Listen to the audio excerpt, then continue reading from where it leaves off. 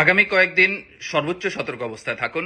আপনাদের জন্য যে নির্দেশনা আসলে সেটা আসলে আপনারা যে যে ইউনিটের সাথে যুক্ত আছেন, যে গ্রুপের সাথে আছেন, সেটার সাথে সর্বোচ্চ যে যোগাযোগ, সার্বক্ষণিক যে যোগাযোগ সেটা মেনটেন করুন।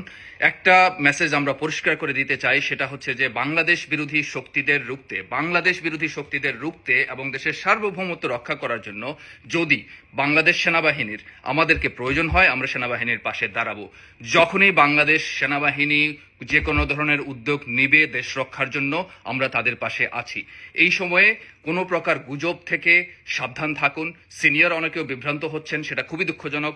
দলীয় যে কোনো পদক্ষেপের জন্য আপনারা দলের যে চ্যানেলগুলো আছে, হোয়াটসঅ্যাপ বলুন, ফেসবুক বলুন বা টেলিগ্রাম বলুন, সেই চ্যানেলগুলোতে নজর রাখুন। এই সময়ে নানান রকম বিভ্রান্তি ছড়ানোর চেষ্টা হবে। দেশ রক্ষায় আমরা সবসময় ছিলাম, সবসময় থাকবো। বাংলাদেশ আওয়ামী লীগ বলুন আর বাংলাদেশের দেশপ্রেমিক যে জনগণ আছে তাদের কথা বলুন, সবাই সেনাবাহিনীর পাশে দাঁড়াবে এবং সেটাই হচ্ছে আমাদের জন্য মেসেজ।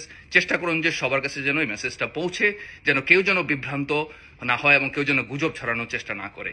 ধন্যবাদ। জয় বাংলা।